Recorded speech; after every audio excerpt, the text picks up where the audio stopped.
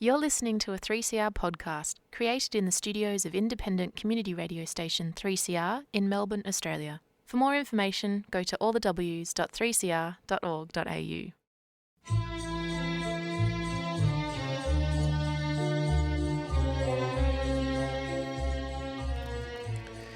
Sabah al-Khair, good morning dear listeners. You're listening to Radio 3CR on 855 AM and Palestine Remembered with Robert Martin, Nasser Mashni and Yusuf Ahmed al-Rimawi.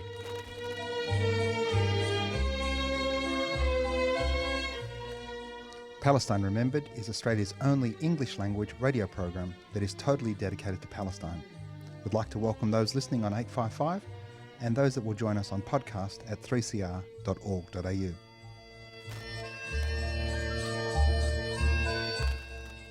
Thanks for joining us. Stay with us and enjoy the episode.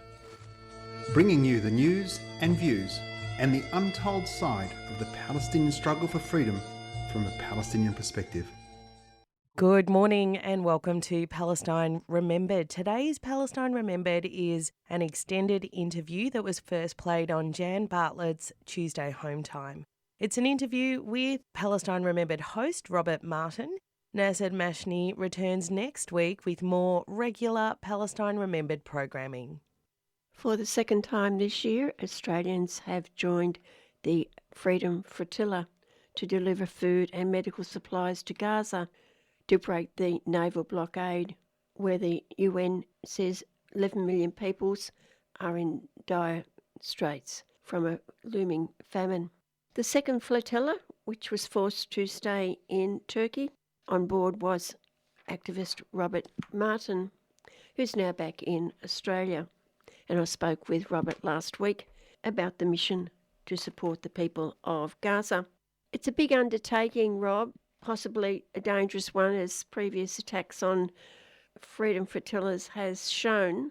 Those who undertake the journey are extremely dedicated to supporting Palestinians for peace and justice. What was your journey over many years that led to you leaving Australia to join the Freedom Flotilla? My story is an interesting one, Jan. Look, again, thanks for having me. I love your show. Your steadfastness to the Palestinians is amazing, and I've learned a lot on your show. So I'm honoured to be on your show. Thank you. My story is an interesting one. I have a best friend who's Palestinian, and for 10 to 15 years he used to tell me what was going on in Gaza. I would go home and watch the news, and the news would tell me something completely different. And so I never believed him. I never believed my best friend. I believed what the news was telling me. After a while, 2014 came around, and Israel was bombing Gaza. So what's going on at the moment is nothing new, but they were bombing Gaza and they were killing kids. And I used to go into Nasser's office because Nasser's my Palestinian friend and my business partner. I used to go into his office and he'd be crying. And I'd say, what's going on? Because it's not every day that you see a grown man cry. And he said, look, Rob, when the kids look like your kids that are getting massacred, it's hard to do anything. And it sort of dawned on me that he was right. I was white, subconscious racist for a while. And so that was the sort of beginning of me.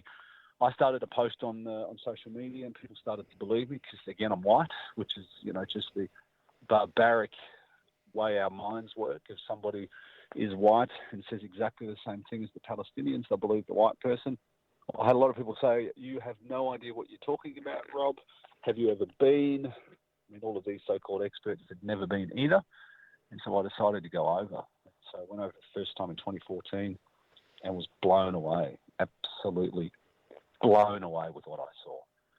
I had done a lot of reading, a lot of research, spoken to a lot of people before I got there, but nothing could have prepared me for what I saw.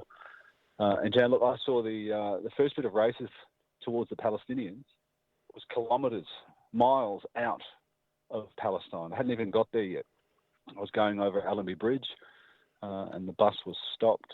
These casual Israeli security forces came on with their white T-shirts and their brown pants, machine guns strapped to their backs and a revolver.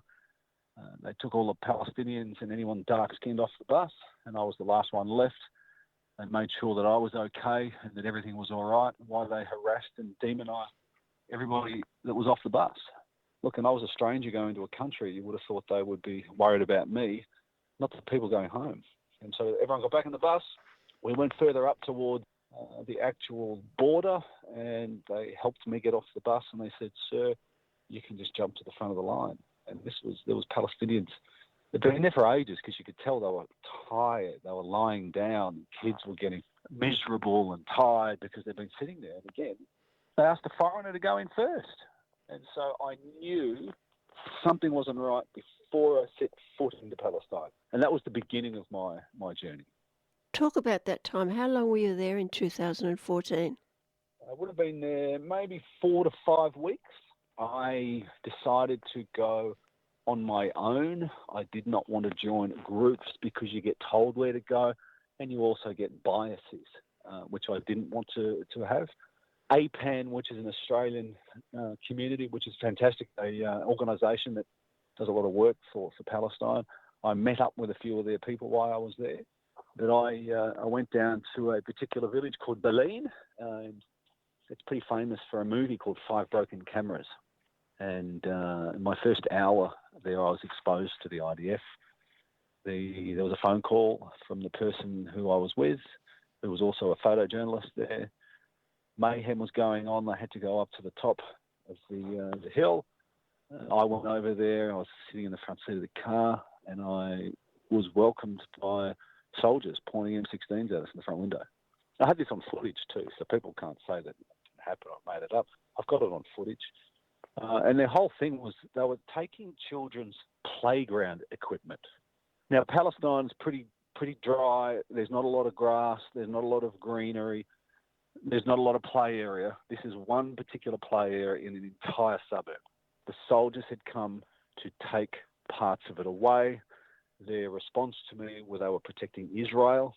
This is obviously just a response that they use for everything. Absolutely everything. We're protecting Israel. They pointed the M16s at me. They threw stun grenades at me. They took my pictures. They tried to intimidate me. And that was my first hour and a bit. First hour and a bit in Palestine. I witnessed that. Now, I did not go looking for trouble. I just went to have a look at what was going on, to see what the actual factual events were happening. A few days later, I went and visited a young girl who'd been intentionally run over by a settler. A particular person ran over 2 kids. Ines was killed. She was the same age as my daughter, and so that hit me pretty hard. We went to visit the family. I was welcomed by Israeli soldiers saying that I was not welcome. You cannot be here. Go back to your own country. Mind your own business. And they were harassing the family. But I sat with the family who were beside themselves. They can't even grieve. This family could not even grieve because the Israeli soldiers were at the front of their house harassing them. At the very same time, the Israeli settler that had run over the children intentionally still drives up and down the street today. Nothing. Not a single charge, nothing. And it is quite common. It is not an isolated event. It is quite common. And that was 2 things that I found. And I would have seen 20 or 30 different things over the 2 visits that I had. And so very easy to find. You don't have to go looking. And it really annoys me that mainstream media don't go in there and actually just say, this is what's going on. Because the world, if they knew, this wouldn't happen. Was the situation worse the second time you went in 2018? Yeah, it was. I thought I knew everything at that stage, but I hadn't been to Hebron. I hadn't been to a few other areas. And so, again, I went there thinking I knew it all. I was completely shocked, completely and utterly shocked in Hebron. I was wandering around Hebron a little bit. Issa Amro, who is a well-known activist who's speaking at the UN, was taking me on a tour. All of a sudden, he's not allowed to go any further. The soldiers say, no, Issa, you can't come any further. There's an invisible line. All the soldiers know who he is because he lives there, but they still treat him like that. And there was this 13-year-old kid started yelling at Issa. And I didn't know what it was, but it was obviously nothing pleasant. And I later found out that this kid was telling Issa that he's going to come up to his house and he's going to kill him and his family. He then high-fived the soldiers right in front of me. High-fived the soldiers. The soldiers high-fived back enthusiastically. Now, I had cameras. I also had American Jews with me and some people from other countries, but the soldier and the child were as proud as punch to say what they said and to say, look how we can act. This particular person is in the army today. He is a soldier in Hebron. His ideology's got worse. He's protected by the government, and he has told Isa again, I am going to kill you and your family. I'd imagine, Robert, they weren't too keen on you with a camera. No, they weren't. I also believe that I was the first of anyone to do what I actually did, and so they weren't prepared for it. I could tell that they were very confused. Being a white guy, not easily intimidated, they didn't know what to do with me. And I know that if the Palestinians had done half of what I've done, they would have either been executed or locked up for a very, very long time. I didn't have a camera crew. I was holding a phone, and they didn't seem overly bothered. They were happy and proud to be racist. Tell us a few of the things that you did do that got their backs up. Wearing a really simple thing, wearing a keffiyeh and a hat through Jerusalem in the old city, even though it's the Arab quarters. There's no Palestinian flags. You can buy Palestinian paraphernalia, but you can't wear it. I got arrested for wearing a keffiyeh and a shirt going down the Arab quarters. And where I was arrested, there was a Star of David flag, an Israeli flag, above me in the Israeli quarters. But I walked up and down this street every single day with a different T-shirt and a keffiyeh, just to rub it in. And towards the end, they were sick of it. That was one thing. Filming the house demolitions, they didn't like that at all. The soldiers come. There's a special group of soldiers that do the demolitions, and they come between 1 and 3 in the afternoon because that's when the families come home and the kids come home from school. They did not like me filming that. A lot of them have their faces covered. So that was one thing that they weren't so proud of. It's funny that they are openly racist because they know they can get away with it, but it's hard to explain. Were you attacked physically? No, I was not.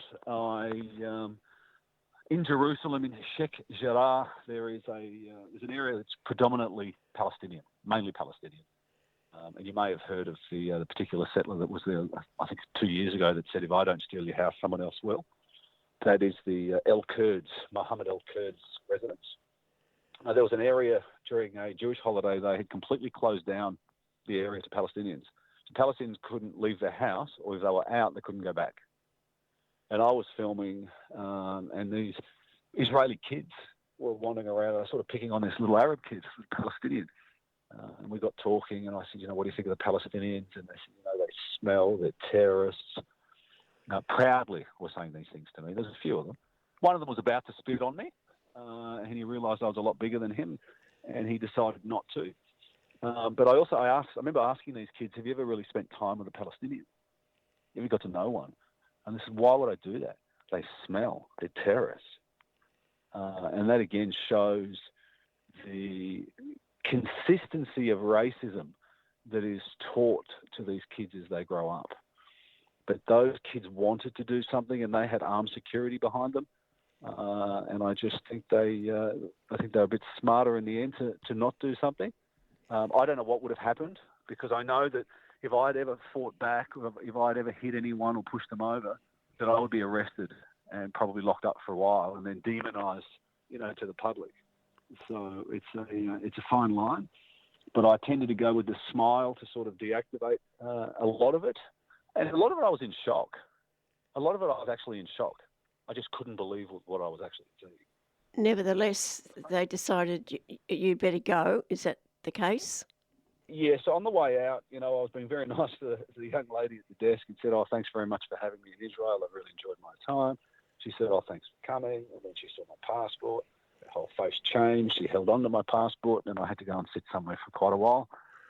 Then I went in a room, and they sent some nice people in and then some meaner people in there and asked where I'd been, and they're going to find out all the Palestinians I've been hanging out with, and they're going to do this and that to them, blah, blah, blah. And at the end of it, they said, look, you'll never be coming back into this country again. And if you do, we're going to kill you. And I said, fantastic, good for you. And that was my exit. and I haven't tried to go back. I will at some stage, maybe next year.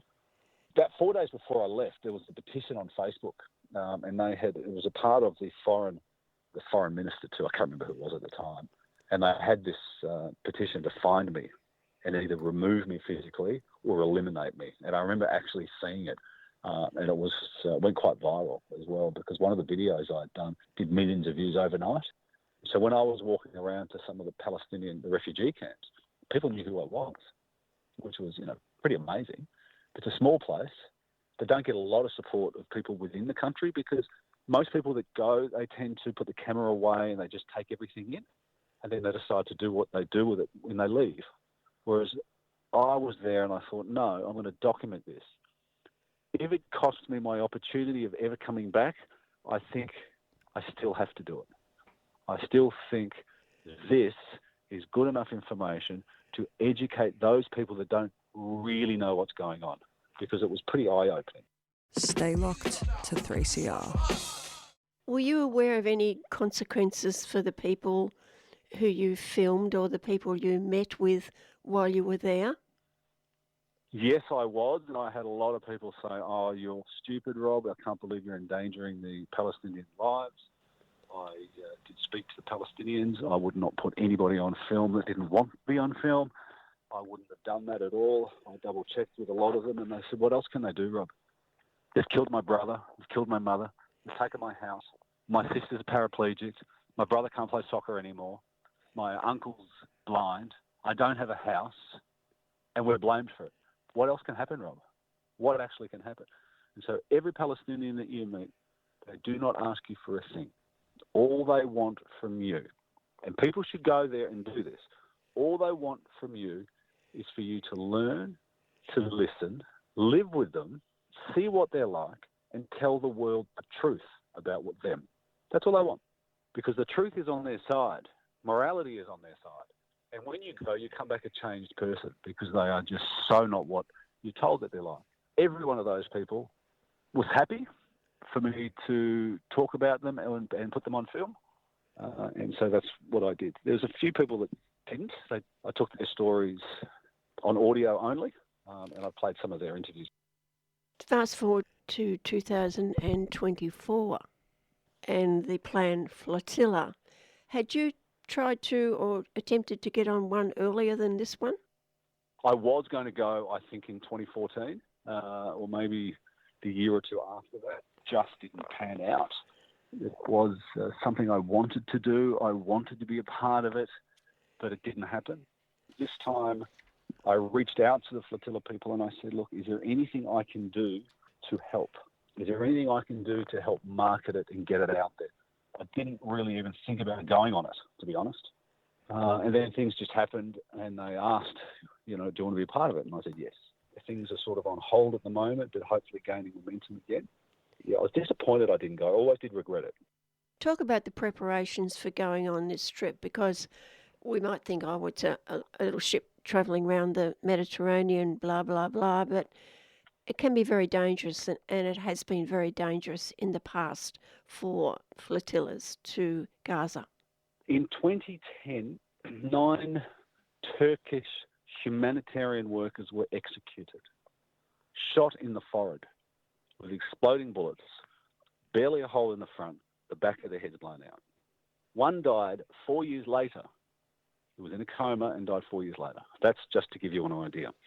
That particular ship, there was 1,000-odd humanitarian aid workers and professionals out there, so a lot of people saw it. Israel got away with it. So yes, it is very dangerous.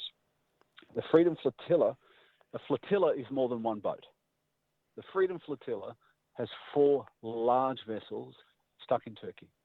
These vessels, one of them particularly, because I walked through these the other day, one of them could be turned into a hospital. No problem at all. It could be filled with ambulances. Not a problem in the world. It can be filled with aid. Not a problem. Whatever the Palestinians want, the Freedom Flotilla Coalition will turn those ships and deliver what they want. And the sickening part, it's a day. It takes 1 day for these flotillas to get to Gaza. one day. They can go within 200 metres of the water and ferry everything off. 4 ships, they could be delivering every single day thousands of tonnes of aid. They could be taking the sick, the elderly, those in desperate need of operations. They could take in needles. They could take in food. But the Turkish government won't allow them to go. So those ships have been sitting in Turkey for some time. There was a little boat, the Handala, which is the one I was going on. That was built for Scandinavia. It was a Scandinavian fishing boat. The weather over there is slightly different than what it is in Malta and Istanbul. And the boat, because that had to do all the work, and it stopped at 20 plus ports around the world, and it was educating, and people were learning and coming to be a part of the flotilla, and Palestinians would come down because, you know, it made them closer to Palestine. And that was all great. Mechanically, it broke down to the point where it can't really be fixed. And so that boat, the one I was supposed to be going on, has gone to another port now to figure out what they're going to do. But because it had to do all of the work, it didn't last. What was the problem with the Turkish government? So there's a few different things. That some people say that there's a bit of a hangover still from 2010 because they lost, 10 of their people, and they don't want to be responsible for that again. There's one ship called the Conscience, which is sitting in a different port in Turkey. The form normally takes 15 minutes. It's been 34 days. Nothing at all. Now, the Turkish government speak proud of the Palestinians for resisting. Proud of the Palestinians for doing this, that, and the other. We stand for Palestine. But when it comes to put ink on the paper to make an actual difference, because Turkey is the most important port in the world to get things to Gaza, but they're not signing that piece of paper. Yesterday, the Freedom Flotilla Coalition started doing some actions in Turkey on where the ships are, on the dockyards. And they're not going to let any other people in until they're allowed to leave. And so hopefully this sort of pressure can help. I've posted on my social media where people can actually text, or they can Instagram, or they can send letters, or they can call, or they can ring the Turkish embassies. They need to get the pressure on it. I believe they will sail. The amount of money, the size of these actual ships blew me away. I was blown away. The other thing is they can mobilise about 1,000 medical workers within 24 hours. 1,000 medical workers. They could get to Gaza within 24 hours. Is it not totally unacceptable for a government in power that has the possibility to save lives, change lives, feed people, to not allow that through? That's complicity, complete complicity. But I also understand that things are a little bit different in Turkey. The government can sort of does what it likes, and it's a little bit harder to stand up to. But I know that momentum is building greatly over there. And when I was there last week, and I met all of the decision makers and all of the people who do all the work behind the scenes and all the people who do the running around, these ships are going to sail. They'll have no choice but to sail. Can you talk about some of those people? They must have come from, well, I'm sure they have come from all over the world. You've come from Australia, a long way away. Where do the other people come from, or are they Turkish mainly? No, they're from all over the world. Look, to give you an idea on the Handala, we had 13 countries represented on a boat that held 18 people. So, they're pretty particular with doing that. And look, it's a safety in numbers as well. It's a lot easier to protect yourself if you've got people from many different countries. Israel might think twice, and I say only might, because all bets are off when it comes to Israel. But logically, they would go, there's people from 18 different countries there. Maybe we'll let that one pass. But if there's another one where they're all from one country, they might just go, sorry, it was a missile. We didn't mean to do that. We apologise. And so they're from all over the world. And the other misconception is that a lot of people just think that they're humanitarian workers, activists, professional activists. Well, that's not the case. The case is that they tend to be professionals. They've taken time away from their work as a surgeon, as a doctor, as a counsellor, as a therapist, to deal with the PTSD and all of these types of things. They are true professionals. They will be called Hamas supporters. They will be called terror supporters. They will be called anti-Semitic. But all they want to do is to go and treat human beings that need to be treated. You were there for a few days with these people. Can you talk about a couple of them that you got to know? There's a Michael Coleman. He is an Aussie in Sydney. He's been a part of the flotilla for a long time. He's on what they call the steering committee. And so he was on the boat as a crewman, but he was also on the boat as a participant. He's a hard worker. He is a caseworker for children. And again, people that tend to do these things want to help other people before themselves. And so he was one. There's another one, a Brazilian guy who has got a Tiago. He's fantastic. He speaks very, very well. He has a 7-month-old baby girl. He hasn't been married overly long. He decided that he needed to do something, and so he left his family. He was gone for 3 months, and he was on the Handala going around the Mediterranean for a while. He is a dedicated Palestinian supporter. And he knew that he had to leave his family. A young girl from Germany is there. She's been arrested many times in Germany. I didn't realise the German government was so anti-Palestinian, and she's been beaten and arrested numerous times. So she wanted to take her activism onto the sea because she thought she could do more. A Danish lady who's a painter. They're just so many lovely people. They're people that when we go out for drinks, when we go out for dinner, we meet new people, we have superficial conversations. That's just the way we are. What do you do? Those sorts of things. When you spend so much time with these particular people and you have the same goal in mind, you have quite similar backstories, you really connect with these people where you'll have a connection for the rest of your life. And I had that with every single one in there. When and if the Freedom Flotilla is ready to sail again, I will be on an aeroplane and I will be going straight back onto it. Must have been hard to leave, Rob. Yeah, of course it was. But my kids know that I fight for Palestine. They also know that the sort of person that I am, and I had to do it. I just had to do it. Don't feel that I had a choice.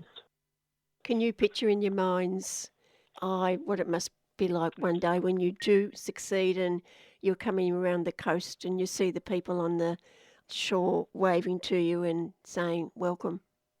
Yes, it will be heartwarming. It'll be relief.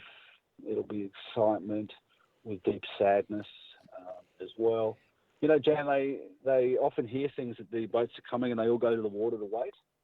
And obviously nothing happens. But yeah, I can. And, I look forward to the day. I look forward to the day that Palestine's actually free from the river to the sea. A single state. Everyone will have equal rights. All people living there, all citizens will have equal rights. And if the Israelis don't like it, they can leave. But I cannot wait for that opportunity.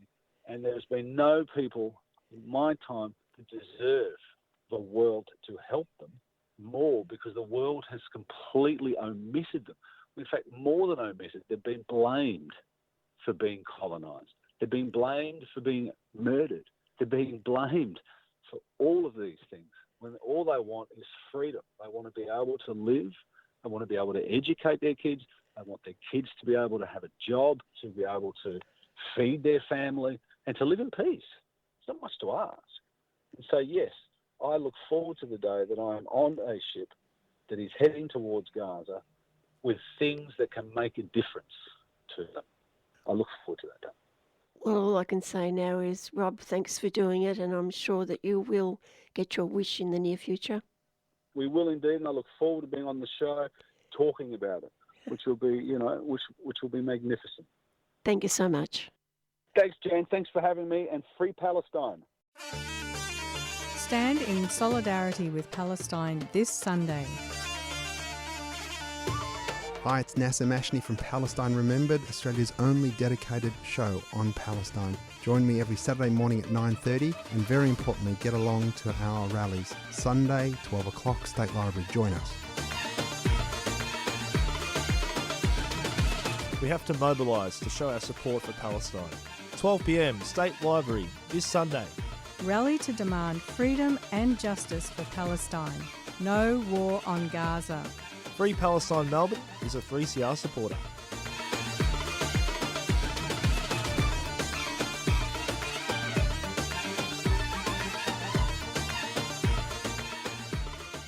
You've been listening to a 3CR podcast.